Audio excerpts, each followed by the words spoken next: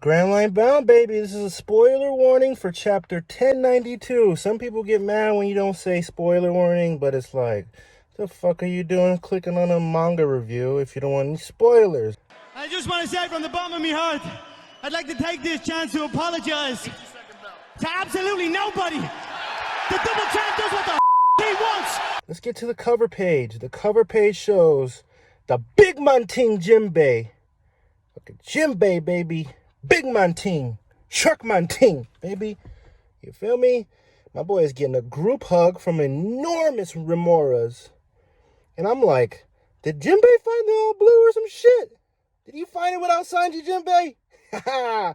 And look at all these fish, man. My favorite, though, is this remora right here. She's like, this is incredibly awesome, sir. It's a pleasure to meet you, Jinbei. You're fucking awesome. You're a legend. I heard about you in the West Blue. You're a legend in these parts, sir. All right, you guys. Let's get to the meat and potatoes of this shit. It starts off at Mary Joie.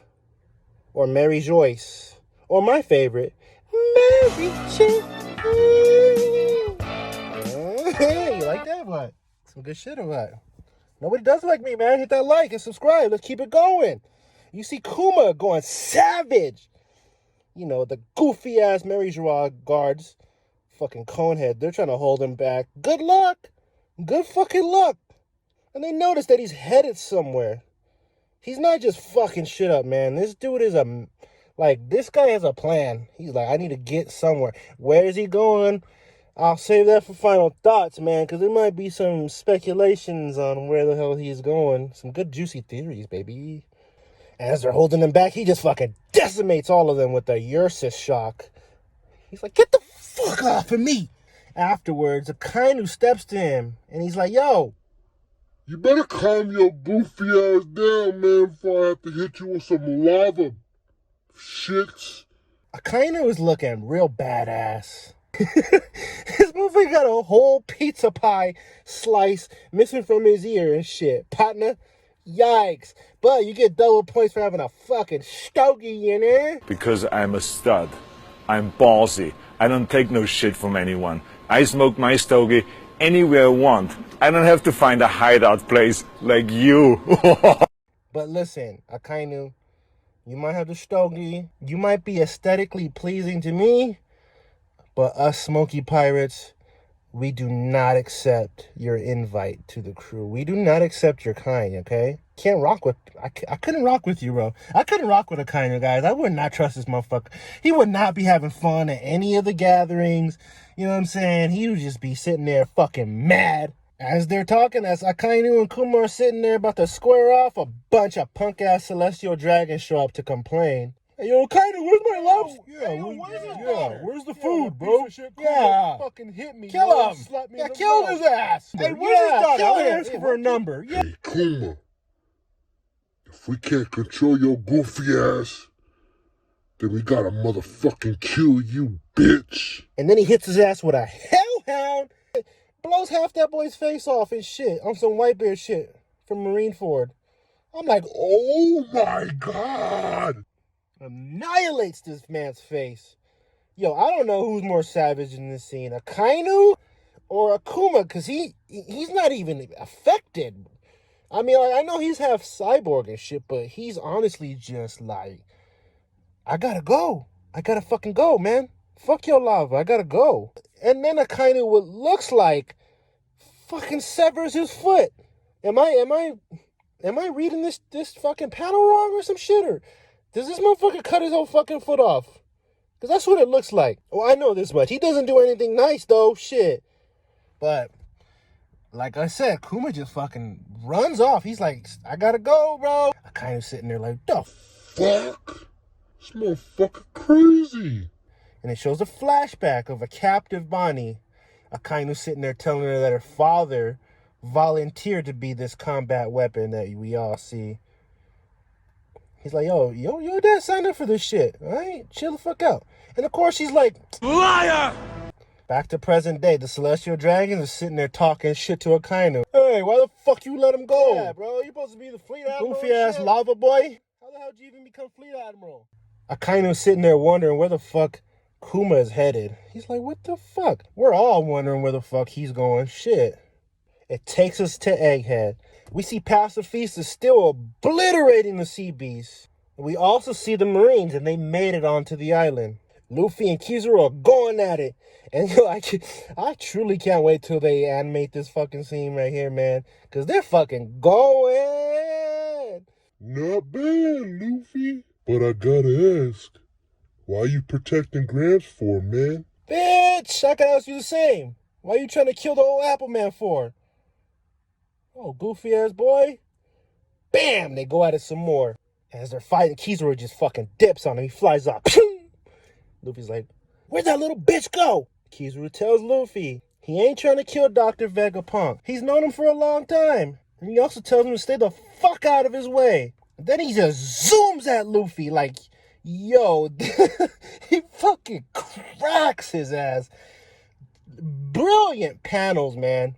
Brilliant panels. Everything. Oda was in his bag when he was drawing these panels, yo. I love like the whole Kizaru melting. Like I love when Oda draws him like that. Fucking brilliant shit, man. Like those panels of him just zooming and then his impact with Luffy. Fucking beautiful shit, man. 10 out of 10. 11 out of 10. They show the Vega Force 1. He looks back right before getting fucking cut in half, yo. Like that impact between Kizaru and Luffy just fucking cuts that robot in half. And all this is going on. And this is where shit gets litty, man. Like, this is where the lore drops, yo. This is the shit that makes all the theorizers get lit. You see a quick little flashback of Kizaru. And he's calling the giant robot, the Vega Force 1. He calls it humanity's giant robot of dreams. Super interesting shit, yo. The Vega Force 1 gets smooted. And then it drops to Thousand Sunny and all the other guys just fucking fall out. Frankie, Lilith, and Bonnie make a dash for it before it explodes. And that's when Kizaru shows up. I mean, who the fuck knows where Luffy went? That boy got blasted. Kizaru steps to Bonnie. Hey, what's up, Bonnie? I'm here to eat ramen and fuck shit up. And it looks like I'm all out of ramen. Fuck you, Kizaru! Fucking takes a swipe at him. Whoa, too slow. Now I gotta whoop your little ass, little lady. Hey, Kizaru, you son of a bitch. That was not super, dude. Frankie tries to do a radical beam. He looks around. He's like, where the fuck that boy go? That boy gone. Kizaru dipped on him. Frankie calls the command room to check in on Dr. Vegapunk and the other ones. Dr. Vegapunk's having a good old fucking time. They just disabled the Frontier Dome. He's having a good old time. York is sitting there talking shit, hating, of course. Like, fuck you guys, man. Yeah, I told you they're gonna figure it out, you fucking goofy broad. They ask Frankie how's their situation going, and Frankie's like, yeah, about that. Kizaru fucked our shit up, man. And what do you know? The man in the fancy church suit shows up. And again, he calls the Vega Force 1 a giant robot of dreams. Everybody starts fucking freaking out. He's like, Hey, what's going on? but, you know, Kizaru's about to get that ass beaten. All right, guys, come on, man. I got a job to do. Let's get it. Usopp, you're first. Before he could do anything, Luffy, in his Gear 5th form, fucking grabs him. Fucking eyeballs are popping out everywhere. Luffy's in his Giganto form. He just fucking snatches Kizaru up. Get your bitch ass over here, mother. Luffy must be radiating heat because Kizaru's like, yo, this shit burns, yo. This shit is hot. This is a light man. This is a guy made up of light. So I'm like, what the fuck? And that's when Luffy tells him, like, yo, I had to pass through that barrier like 2 times, bitch. You fucking kicked me away the fuck back. I'm here, bro. Let's get it. And here's the crazy part of the chapter, man. Like, this is how the chapter ends, yo. All right? The real giant robot of dreams wakes up. The fucking ancient robot. When this goes on, the ancient robot wakes the fuck up. And he actually fucking says something. This is what's crazy. He doesn't just wake up. He actually says something. The last words this robot says is, The live action One Piece has been renewed for season 2, baby. Let's fucking go. Grand Line down. Final thoughts. First, that's more like it. Let's go. Final thoughts on the chapter. Yo, I'm not gonna lie, this fucking chapter was lit, yo. This chapter was pretty fucking lit. Like everything from like the Kuma shit, the Luffy versus Kizaru shit. That whole fight was fucking beautiful. It was dope. I can't wait till they animate that shit. A lot of speculation on what the fuck Kuma's doing in Marijois. Where is he headed? I honestly think he's headed towards like the freezers down at the bottom of the castle where Emu stores the big giant fucking Straw Hat. I don't think he's necessarily headed to the Straw Hat, but if you guys do remember, like there was multiple sellers down there. Who knows what the fuck Emu had down there? Like that fight was fucking brutal though. That's what's crazy. Is like Kuma's not even fighting back. He's just on a mission. He's going somewhere. This motherfucker scaled the red line, and now he's headed somewhere. I love some Kuma spice. There has to be way more in his backstory that we need to learn, especially him being a special race. So I can't wait to find out more of that shit. Yeah, that whole Kizaru and Luffy fight was dope as shit too. I said in the last chapter breakdown, Kizaru was not gonna get that dub. He's either going to take a L or it's going to be a stalemate. Like, man, the moment he turned fucking Gear 5th, all the power scaling shit gets thrown out the fucking window. It's not even a matter if he could take Kizaru. It's a matter of how long he could hold that form. Or even better yet, how long can you last against that form? Because that shit is fucking broken. It's broken. Okay, motherfucker turns into giant cup heads and fucking lawnmowers. And he, at one point, he was fucking jump roping Kaido. Okay, like this, the Toon Power shit, the rubber hose or whatever the fuck they call it, the Toon Force is fucking broken. Like, argue with your mama, man. For real, that shit is broken as shit. Kizaru was doing his thing though, like when he fucking flew back, and then he just fucking did that dash. Brings me to probably the spiciest shit in the chapter, right? The giant robot of dreams. Here's just like speculation of what I think happened. I think... Few moments later. 1 eternity later. Oh, fuck. I'm smacked off these fucking trees, yo. Fuck, what was I gonna say? Oh, yeah. I think when Vegapunk built this fucking giant robot, the Vega Force 1, I think he could have possibly incorporated some of this ancient robot's technology into this shit, right? Somehow, some way, incorporated some of that technology into the new Vega Force robot.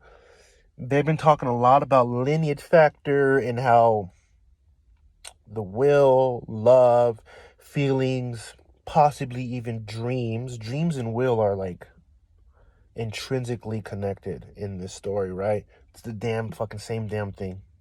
But anyway, the dreams and will of this ancient robot through this technology, I think Oda's trying to tell us that even robots have will, even robots have dreams, probably. Keep calling it the giant robot of dreams. And even Lilith, it was either Lilith or Bonnie, was like, they destroyed our dreams. They destroyed our robot of dreams. Meaning, like, what if one of its will was to help Vegapunk and the Strawhats escape the island, right?